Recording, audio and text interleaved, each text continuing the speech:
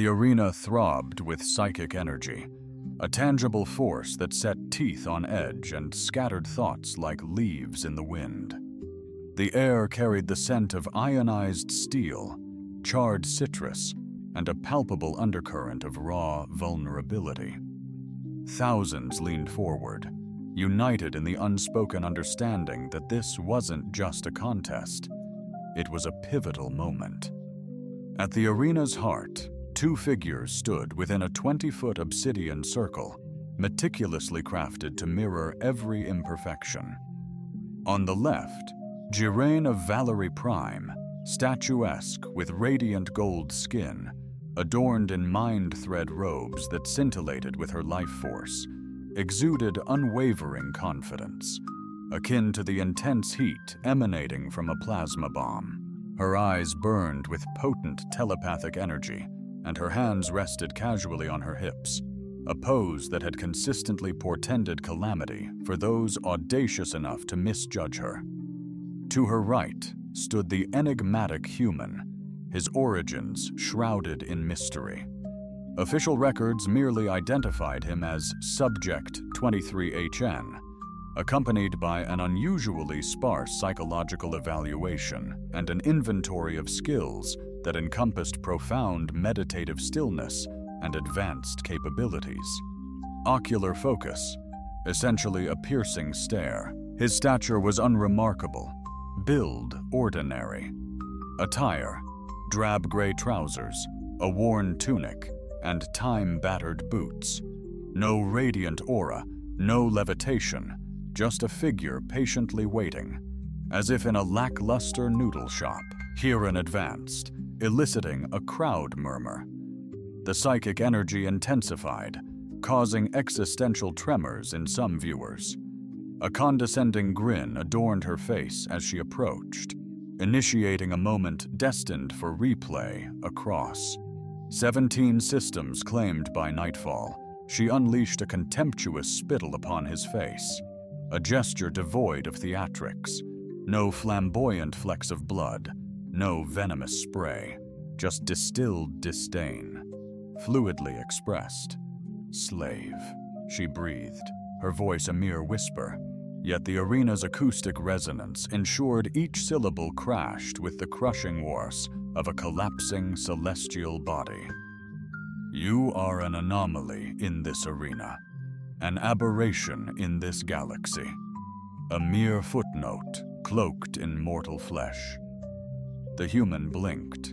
Giraine's grin wavered, imperceptibly, a flicker too subtle for the baying crowd, yet enough to send a seismic tremor through her own pulse. The combat field pulsed with anticipation, to forge a collective mental realm, dynamically built by interconnected quantum dreamers fueled by caffeine and sheer anticipation. The game ignited. Giraine seized the initiative, her mind blazing forth like a supernova, brimming with visions of supremacy and historical triumph. She unleashed a mental weapon molded after her grandmother's infamous scowl, which had broken even hardened generals. The human remained motionless. Shifting strategies, she launched a barrage of logical quandaries, sensory assaults, and a particularly sharp memory surfaces. Someone, as a teen, was labeled emotionally barren. He merely observed. Then, 30 seconds in, Giraine's breath hitched. Not pain, not fear, but catharsis, as if a stubborn knot of pride within her was, with infuriating gentleness, unraveled. She recoiled, knees giving way, mouth agape, voiceless. For the first time, no threat materialized. The duel concluded, silence descended, not reverent, but puzzled, unsettling, the sort that embarrassed even well-mannered beings. Planets crave a climax. From the cheap seats, a three-eyed Glorian muttered, "Hold on, did he even do anything?" A nearby thinking fern responded, "He blinked. That's how it all begins." Giraine, sprawled on the arena floor, gazed at the spinning dome lights, feeling something ancient shatter within her. She loathed it, yet a tiny part yearned to laugh. The infirmary was filled with an uncomfortable silence, the kind born of profound awkwardness. The walls resonated.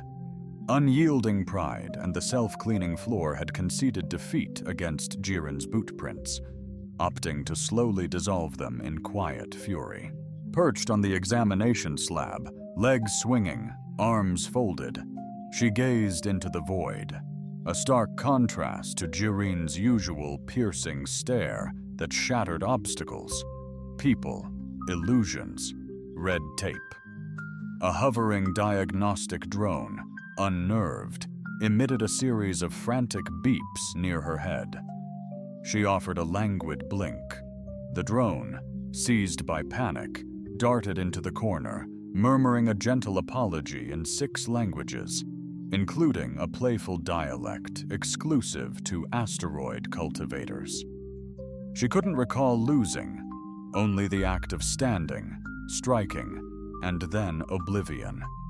There was no scream, no searing pain, no exhilarating mental clash that left participants breathless and teetering on the edge of sanity. Just a fleeting moment where her own thoughts betrayed her, not with aggression, but with quiet resignation. They had simply departed, packing their convictions and ego, leaving a note. "We'll be back eventually. Don't hold your breath."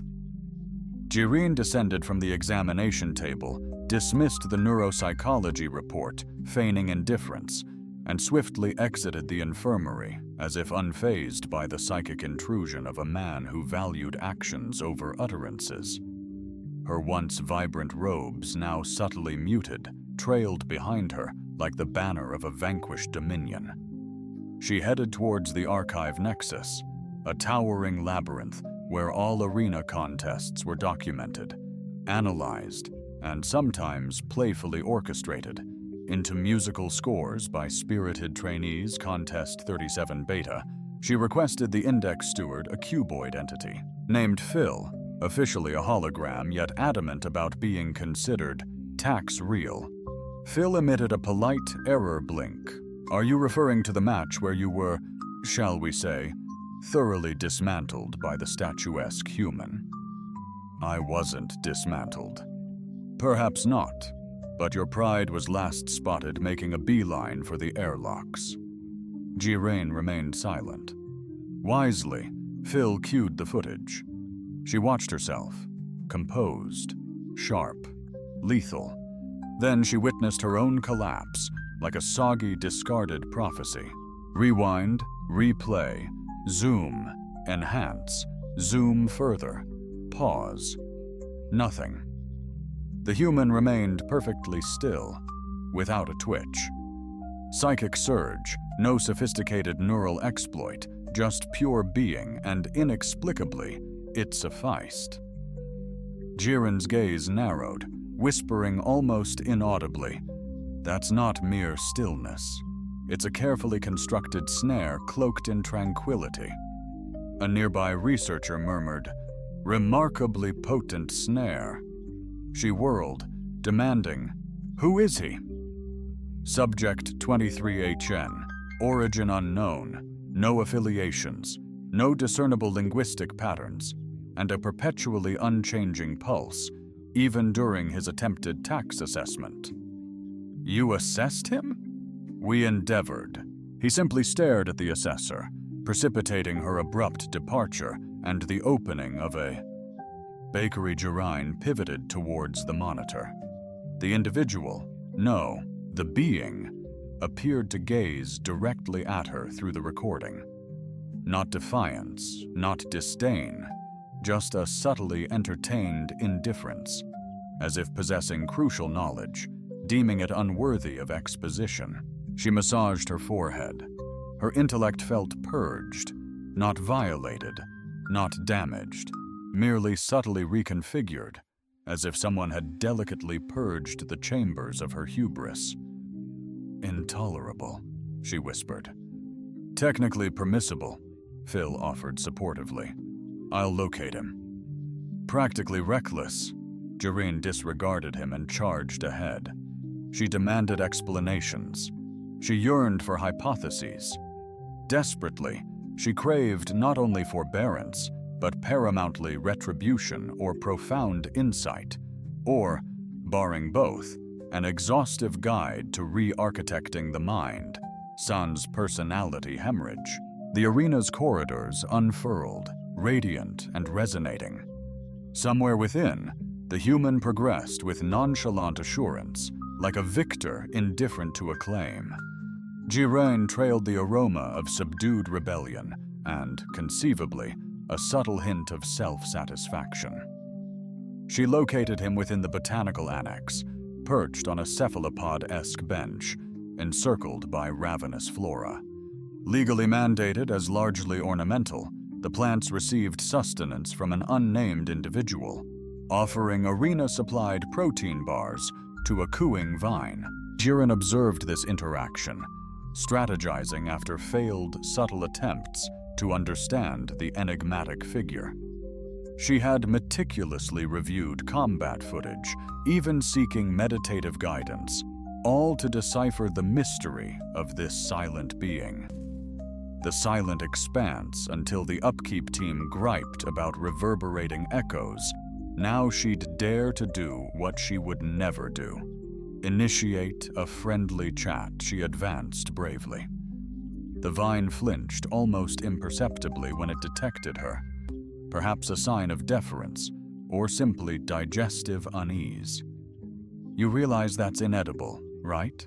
she queried, gesturing towards the flora. The human offered no vocal response. However, his head tilted slightly, as if privy to an exclusive jest. Jireen settled nearby, fighting the instinctive urge to recoil as the cephalopod bench subtly shifted. "It always did. It held convictions." "I scrutinized our duel, move by move," she stated. "You neither struck nor shielded. You simply analyzed me into submission." Silence. His gaze followed a stray leaf dancing past, perhaps fleeing the atrium's overzealous climate control. "Listen," she pressed. "I've outwitted brilliant minds from the Quora Hive. I once transformed a telekinetic general into a pastry artist with a mere glance. I shouldn't be falling apart because you regarded me like a substandard snack." A beat, then a ghost of a smile flickered across his face. Might have been a facial twitch, dust mote, or celestial jest, but Jireen edged closer, hope blooming. "That almost resembled communication. Repeat it." He blinked deliberately. "Okay, I'll interpret that as encouragement."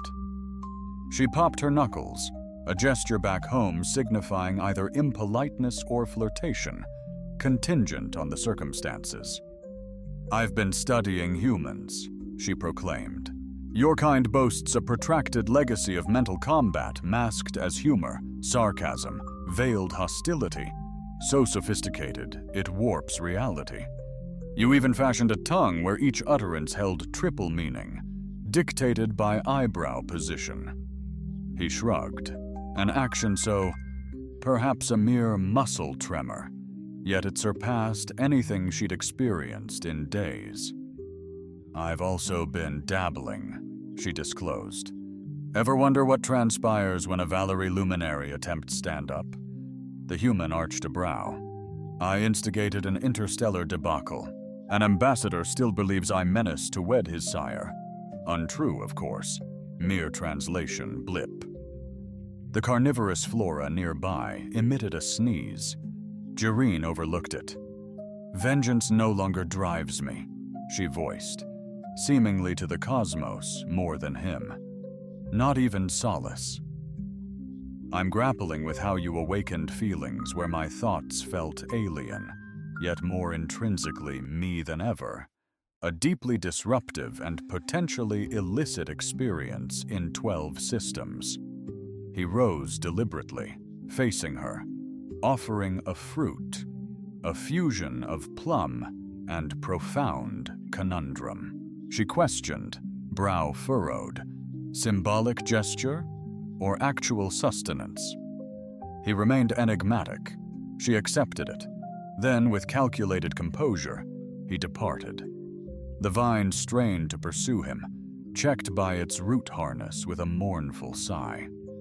Giraine watched him go, declaring, "I will elicit your laughter."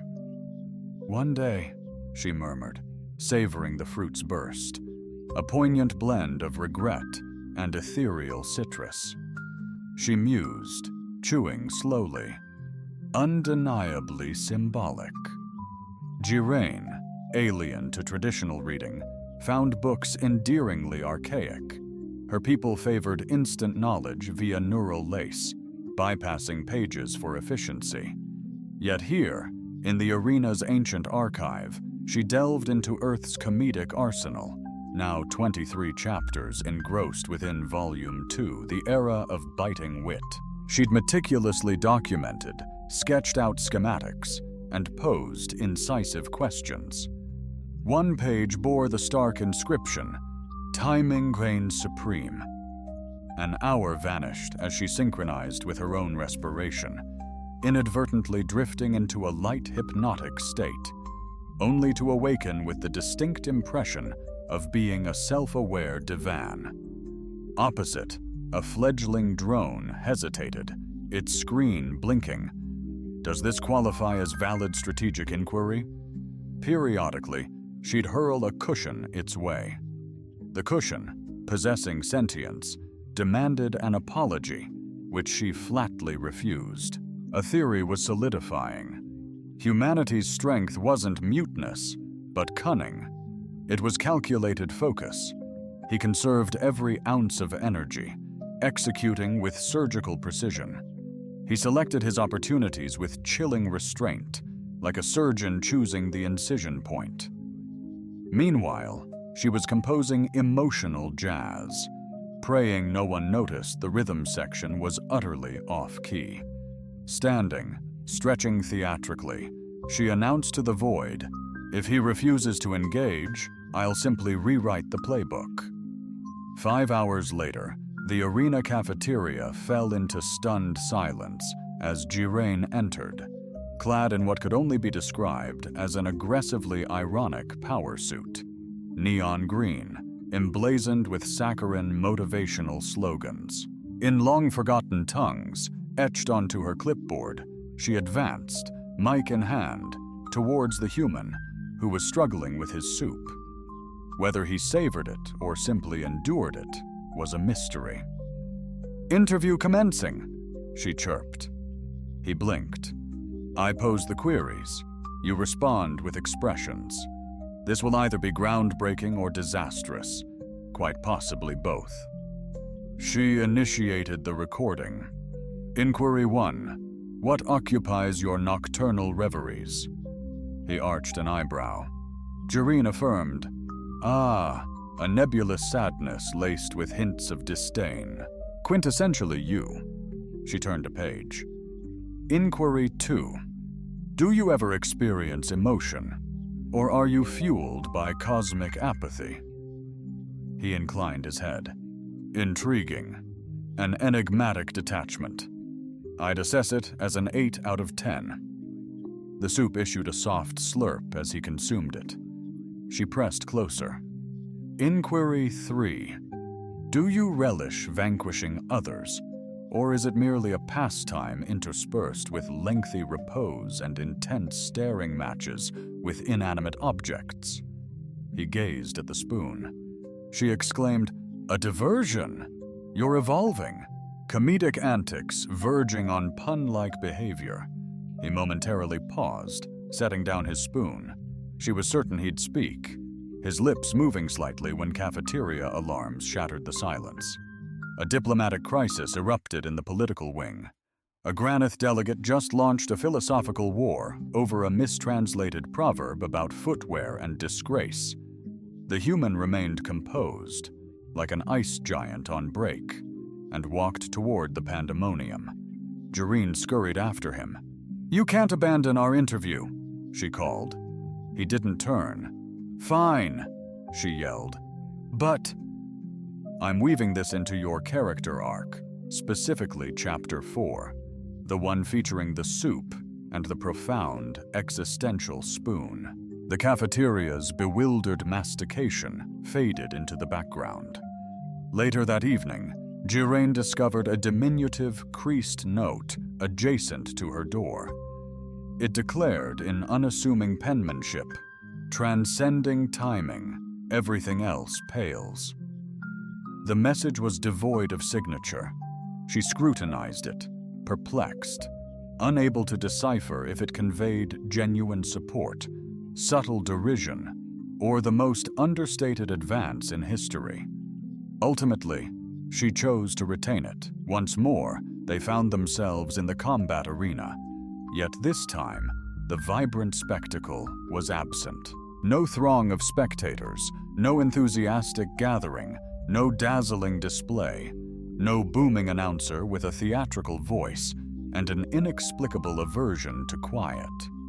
Only 2 chairs, a solitary monitoring orb, and a profound ocean of unspoken sentiments, which, for the human, was a way of life.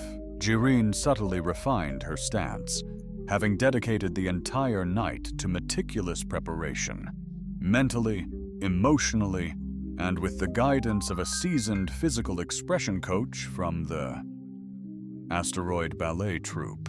She sported her most unassuming attire, gentle hues, flowing sleeves sans telepathic crown. Simply a dreamer armed with a scrupulously charted scheme. The human was already seated, palms resting on knees, inhaling deliberately, eyes subtly entertained. He resembled someone who had bested fate in a gaze-off only to discover it unfulfilling. "This isn't a rerun," Giraine asserted, holding up both hands. "It's a collaborative mental endeavor featuring refreshments and potentially accessories." Silence, the observation, or beeped, discreetly signaling the onset of recording. Giraine nodded, archiving the moment. She activated her wristband, triggering the nexus, which transported their consciousnesses into a neutral construct, a collaborative thought space capable of manifesting any scenario, from fierce battlefields to serene social gatherings, contingent on the participants' desires. Giraine opted for a streamlined setting, a celestial stone platform suspended amidst stars, designed for minimal interference, save for the business-attired llama that roamed the platform's periphery, engaged in phantom dialogues. That bizarre detail wasn't her doing. The man observed it, gave a solitary blink, then refocused his attention on her. She cleared her throat. "I've pioneered a novel mental discipline," she announced. "Deflective humor processing, derived from Earth strategies. It's predicated on embracing the absurd, employing misdirection, and showcasing amplified emotional expressions." She conjured a vision, herself gracefully plummeting from an ego summit, embracing the clumsy landing and extending a hand to regret. The human cocked his head. "Too abstract?" she probed. "I can be more blunt." She conjured their last encounter, froze it, and superimposed a whimsical cartoon version of herself, frantically mending her shattered pride with celestial adhesive. A flicker played on his lips. She exclaimed, "That was nearly a smile. Don't deny it. I detected orbital muscle activity." He raised a solitary finger, gesturing to the observation orb. "Ah, yes," she conceded. "But you reserve amusement for solitude, or perhaps alternate realities." Gathering herself, she shifted her cadence. "I've come to a revelation," she began. "My species illuminates how society views control as power. But you revealed that true strength lies in restraint, where the pause is more potent than the action." The llama hiccuped, commencing a conference call with a sentient fax machine as Giraine remained aloof. "Once I perceived silence as a deficit, an emptiness. I've learned it's a force, like gravity, anchoring everything and even bending light. The human observed her, inscrutable yet benevolent. Giraine asserted, "Let's experiment. Project your intention, and I will reciprocate with understanding. No barriers, no negativity, just pure improvisation." He acknowledged with a nod. The atmosphere subtly transformed, a flash of inspiration ignited, and a vivid image blossomed in his mind. A serene child, nestled beneath an ancient tree, engrossed in a book, oblivious to the turbulent war raging above. A solitary raindrop graced the page, creating an oasis of tranquility that drowned out the surrounding chaos. Giraine released a breath and projected her response. The very same tree, years advanced, now adorned with a rustic rope swing, hosting two souls in shared laughter. Subtle, genuine joy. The human smile was authentic, a genuine expression. One Giraine flashed a smile, "Gotcha." The Llama cheered. They weren't technically diplomats, not by the Interstellar Coalition's Handbook of Proper Representation. Volume 42, no psychics or mystics, bad optics, but the Arena Council was desperate after a psychic insect republic unwittingly offended an amphibian monarchy, mistaking a mating ritual for breakfast, Giraine and the quiet human. The least likely to ignite conflict were dispatched. The shuttle fell silent. Since the trip demanded it, Giraine had stocked up on tunes, games, and a neural link comedy show focused on time-hopping officials who misplaced a century.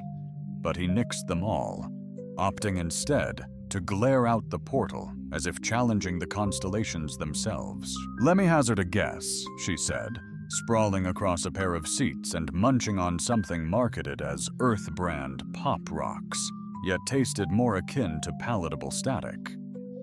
"You're also not one for mid-flight chit-chat." He flickered his eyelids deliberately, twice. She tallied it on her digits. Once meant proceed, twice cease. Then 3, 4, existential crisis inbound. He brandished 4 digits. "My bad." Orb 9, the interplanetary diplomatic nexus, manifested as a gleaming chrome sanctuary, yet betraying an anxious blueprint.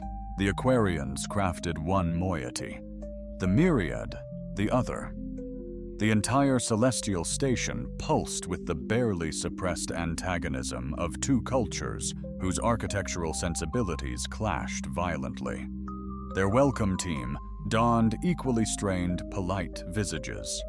Bowed, the human nodded, the mind swarm subtly recoiled. "His thoughts are deafening," one whispered. "They lack clarity," Giraine countered, effortlessly switching languages like a fish in water. "But we're here to assist." Negotiations commenced within a crystalline chamber, where thoughts resonated and emotions manifested as ambient scents. The human's mere presence disrupted 3 projections and triggered a 10-minute sneezing fit in an interpreter. Giraine skillfully guided the conversation, employing humor with precision. No, the gesture was not intended as offense. On their world, delicious soup is their form of agreement, he clarified.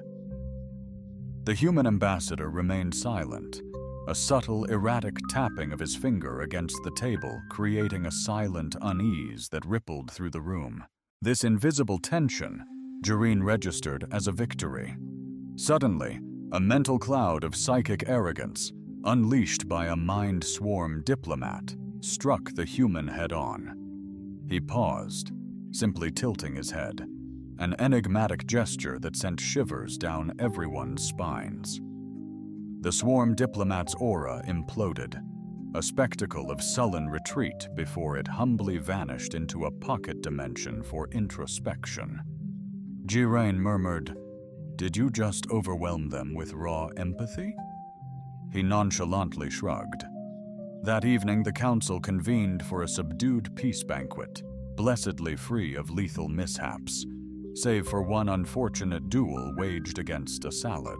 The human, in quiet contemplation, sculpted napkins into evocative forms, stirring profound nostalgia in several attendees.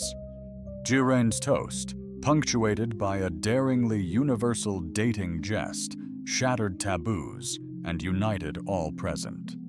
Amidst shared unease, the treaty materialized, more a tacit agreement than a formal signing, given the differing biologies and mutual suspicion. Returning, Jirain rested her head, remarking, "We are quite the formidable duo." He remained silent, then offered a napkin origami llama. Her laughter triggered the autopilot's crisis alert, a xylophone-esque sound from a frazzled algorithm. It was unexpectedly delightful. Despite her dire need for rest, Jirain was jolted awake from a vitalizing nap within her emotional recovery pod as a signal pulsed through her neural lace, vibrating intensely behind her left eye. The message blared, "Your unique brand of bewilderment is urgently required, effective immediately." She grumbled, "If this involves another case of excessively loud dreaming, I solemnly swear to reprogram their subconscious into an unending tax law convention." As the message landed, she fumbled into her uniform, shoving a breakfast capsule into her mouth. A hostile, telepathic Threnari species from the outer rim, looking like furious calligraphy, launched a thought spindle. It infiltrated the minds of feeble diplomats, leaving them ranting Shakespearean obscenities and dancing interpretive routines about sorrow. Nobody could stop it, get near it, or, crucially, decipher it. Naturally, the Arena Council dispatched a human because nobody dared admit they were still utterly clueless. After his transfer, Jirain was also dispatched, both arriving at the Thenri flagship, a disturbing maze of bioarchitecture whose walls and ceilings murmured flattery unnoticed. The thought spindle resided in a spiraling core, brimming with symbolic tensions and unresolved familial strife. Jirain observed, "Well, that's profoundly dysfunctional."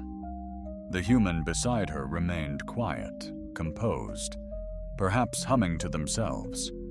Approaching the spindle warily, she murmured, "I don't mean to cause panic, but this appears to be a construct of weaponized potential." Looming memories of a harsh youth surfaced as it began chanting verses. "I'm out if it starts rhyming." The spindle shuddered, and she distinctly heard her father's cutting words. "Your humor will never diffuse conflict."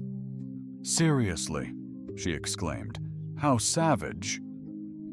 The human advanced, silencing the room. The spindle's fibers vibrated erratically. A wave of inexplicable grief washed over several diplomats watching from above.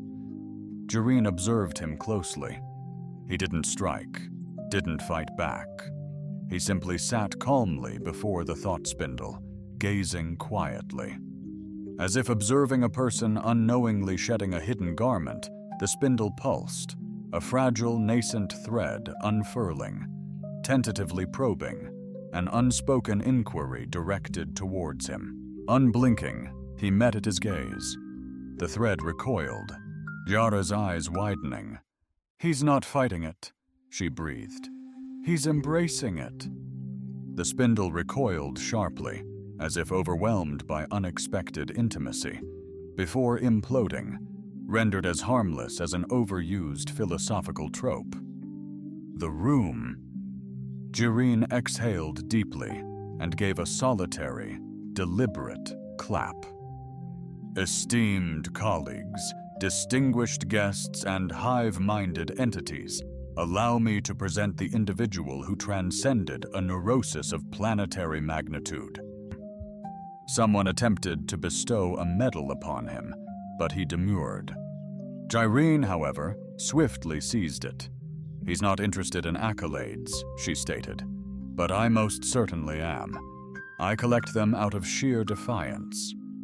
On their journey back, she sat opposite him, idly spinning the metal. You know, she mused, you've never revealed your true nature, your methods, or the significance of llamas. He glanced up, a tenderness gracing his eyes. Then, defying all conventions of suspense, he opened his mouth. She leaned in, anticipating revelation, and he erupted in a thunderous sneeze. The shuttle's autopilot veered sharply, triggering a burst of laughter. You orchestrated that perfectly, didn't you? He dabbed his nose with poised restraint, offering no response. Jiren remained motionless in the arena's core, arms crossed, his face an enigma, until the automated lights dimmed, mistaking her contemplative mood for a staged soliloquy. She dismissively waved a hand, murmuring, "Hold that thought. I'm in deep reflection." Prompting the stadium lights to humbly brighten by 12%, the arena, dormant for a week, now echoed no cheers, no psychic clashes, no prideful contests or subtly cutting philosophical debates. The council, belatedly understanding Jiren's and the humans' lesson, recognized true strength wasn't conquest, but balance. Knowing when to remain silent, this realization, albeit disruptive to some careers and sparking a hilariously childish interstellar poetry competition, had ushered in an era of unprecedented tranquility. Hearing soft footsteps, she didn't. Had to realize it was him, you murmured. You're tardy, she quipped. Or I'm ahead of schedule, or time's a construct I'm weary of. The human paused beside her, united in gazing over the sleek obsidian floor, once mirroring both crushing defeats and triumphant wins. Now, it mirrored only two mismatched figures who, improbably, were kindred spirits. She declined the term friends, too pedestrian, too heartfelt. Well, she began, I've formally concluded my psychic skirmishes. I'm launching an interspecies communication hub, beginning with fundamental primers, like understanding how. It's crucial not to disparage someone's progeny while praising their ingenuity. The nuance is significant. He gave her a note. She scrutinized it, puzzled. A joke, he affirmed. She deciphered. 2 photons venture into a wormhole. One quips, "Are we adrift?" The other assures, "Relax, I possess a quantum navigation system." Then they both vanish, becoming omnipresent. No resolution, just ambiguity. She gazed, a slow grin spreading like a newborn's first chuckle, collapsing into a brazen snort so awful it almost ruptured my spleen. He beamed, not his typical wry smirk, but a genuine smile, eyes crinkling, the kind unteachable, a pocket-sized dawn. "You've transformed me," she quipped, half joking. "I once decimated egos with a mere look. Now I..." Facilitating measured discourse, she imparted the art of sarcasm to sentient vapor. He offered a subtle shrug, likely signifying accomplishment, affirmative acknowledgement, or a polite offer of sustenance. Her intuition sharpened, deciphering his nuanced emotional cues. A gentle chime resonated, signaling the council's closing ceremony. Her pre-vetted, thrice-translated address promised minimal offense, targeting merely 2 species. The agenda included progress, unity, and the sector's salvation through nonverbal diplomacy. She, however, contemplated an impromptu discourse on llamas. Before departing, she glanced at him. "One day, you'll truly find your voice, won't you?" He mused, pausing. A raised finger, a beat, then a second joined it. 2 words, he affirmed with a nod. Intrigued, she edged nearer. His lips began to shape a sound, but instead, he retrieved a note from his coat, offering it to her. "Not today," it read.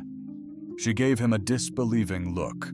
"Utterly absurd," she retorted lightly. With a graceful bow, he accompanied her down the luminous corridor. A sensation washed over her. Not triumph, not a solution, but a subtle sense of completion, like a connection forged. Not every conclusion demanded fanfare. Some simply resonated with quiet understanding.